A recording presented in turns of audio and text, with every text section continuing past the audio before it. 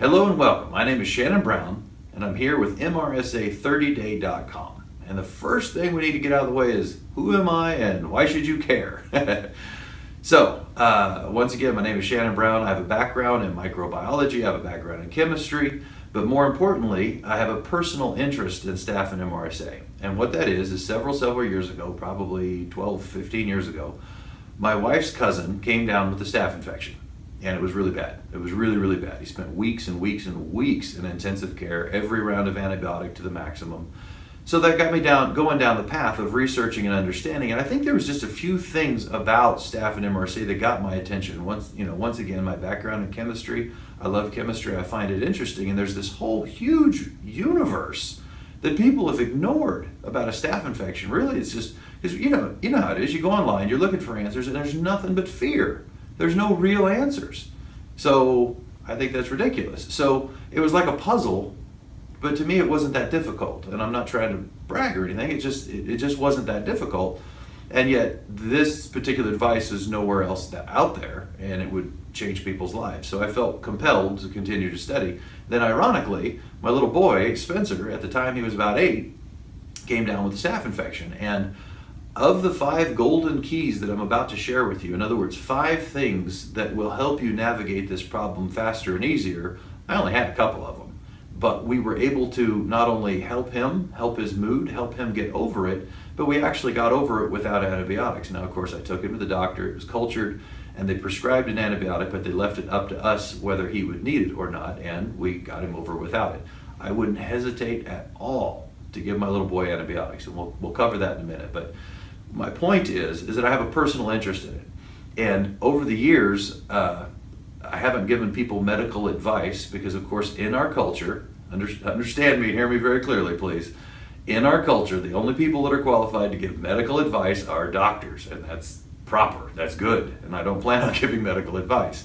All I'm giving you is how it works. I want you to know from a microbiology point of view, and I want you to know from a chemistry point of view, and then a few keys, and especially how to go back to your doctor and get the right test, get the right thing. So that's what we're doing. This is not medical advice, nowhere on the site, just the facts. That's what we want. All right, that's who I am. So these 5 golden keys. We're going to start with golden key number 1 right now. And I want to let you know that I would grab a pen and paper and please simply write down what these 5 golden keys are so you'll be prepared. All 5 may not apply to you, but still watch them anyway. The way I've laid this out is the 5 golden keys are going to be fairly short videos, with the exception of this one, because I had to do the intro. They're going to be short and to the point. But then some of them, for example, video number 2, has several sub-videos that further explain details of that. So once again, they may not all fit. If it doesn't fit, then don't worry about the sub-videos, but get through all 5 for sure, and then go back and watch the rest. Sound like a plan? All right, let's go. Golden key number 1, most important because, oh man, it is important. Okay, let's just go with a simple metaphor here. Let's say you have a spot on your arm, you go to the doctor looks at it and says, hey, you know what, I think that might be a staph infection, let me take a culture, and here's a broad spectrum antibiotic, and he sends you on your way. A few days later, you get the results back, you get this phone call from the doctor, they say, yes, it was definitely staph, and we're gonna put you on whatever. Right? So whatever antibiotic it was.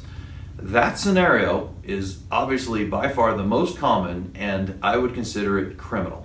Not that the doctor's a criminal, it's our society. It's the way our society, and not just the United States, but the world, treats infections. The reason why the world is running out of antibiotics is not that antibiotics are bad. It's because it's not the right antibiotic given for the particular infection. Because what if that antibiotic killed off 99% of your particular strain of Staphylococcus? Sorry, I'm getting ahead of myself. Staphylococcus aureus is the bacteria that causes a staph infection, of course. Staphylococcus aureus has the ability to become immune to different antibiotics. So to just randomly say, hey, we think you should be on this antibiotic, that's not good. There's your first bad move. And so I'm going to tell you how to fix that. You need to go back to your doctor, now write this down, and ask for an antibiotic resistance test.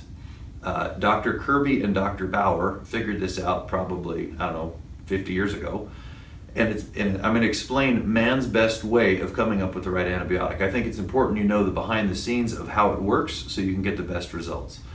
Sometimes it blows my mind. Even infectious disease doctors don't order antibiotic resistance tests. And once again, that's so wrong. It's ridiculous. So this picture, this funny looking petri dish. Now think about it. I think about it like this. Everybody has their own particular Staphylococcus aureus because it's been around, it's bred, it has a different personality. So I think of it kind of like dogs. If you think about Staphylococcus, there are many, many varieties of Staphylococcus. For example, Staphylococcus epidermis lives on our skin, keeps us clean, does a great job, never harms us except for extreme situations. Staphylococcus aureus is a different animal. It's also on our skin, it's very common, you can't get away from it, but when it gets in the blood, it's a whole different story. We'll go into that in a minute. So it is more effective to use certain antibiotics against your particular strain. So we'll go back to this scenario. If you had a spot on your arm, the doctor took that strain and he should have done an antibiotic resistance test on your strain, not just random, not just off a list, off of your particular strain. Now let's stop right here. If your doctor took a swab from your nose, 1 out of 3 people are positive for Staphylococcus aureus in your nose, and it doesn't matter if it's in your nose, only matters what's in your blood. If you go on the internet and you research this, or just use common sense, or ask another doctor, they'll tell you, oh yeah, that makes sense. Because if 1/3 of the population has Staphylococcus aureus in their nose and throat, what does that matter? It only matters when it's in your blood. It's systemic. By the way, something like 74% of the bacteria that cause cavities is Staphylococcus aureus. So Staphylococcus aureus is in our mouth, it's in our throat, it's in our nose, it's on our skin. All of that doesn't matter. But if you had an open sore, a boil, or you took it from a blood culture, that's your staph. It's very important to know. So you got to get your staph, and you have to have an antibiotic resistance test done. Absolutely critical. I don't even care if you got to pay for it yourself. Go buy insurance, pay for it, whatever you got to do. You need that test. Now let's go back to a Kirby-Bauer test. Let's assume your particular strain of Staphylococcus aureus is on a swab, right? They send it to the lab, they grow it, they have to isolate the staph out of it, and then they take a petri dish like this one. So it's a petri dish with these little pills, and those pills are antibiotics. So the antibiotics are embedded into the agar, and what they do is they swipe the plate with your particular strain of Staphylococcus aureus, and as it grows, it either grows up and over those antibiotics, or there's this big, it's called a line of inhibition. In other words, the antibiotic has killed it, and the bacteria can't grow. So it's the one with the biggest circle around it. Now, take a look at some of these. The ones with the smaller circles, those did not have as good of effect as the ones with the big circles. Now, who's to say that this random antibiotic that you were prescribed wasn't one with a little circle? Don't you want the one with the big circle? Absolutely you do. So totally like throwing a dart at a dartboard. If you did not have an antibiotic resistance test, major red flag. And this happens again and again and again and again.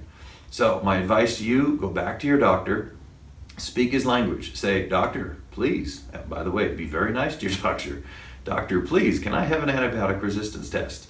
Well, I don't know. Yes, I really insist on having an antibiotic resistance test. You need one. It takes about, 3 or 4 days to get the results back. They take a culture. So this leads us to another point, that if you have a boil, it's gold. It's absolutely golden, because if that boil was lanced, what's inside that boil is your Staphylococcus. If you can get your Staphylococcus to an antibiotic resistance test, you are 90% of the way there to getting over this staph infection. So, golden key number 1, go get an antibiotic resistance test. Look it up, read about them, do whatever you have to do, go back, be nice to your doctor and get it. All right, let's move on to golden key number 2.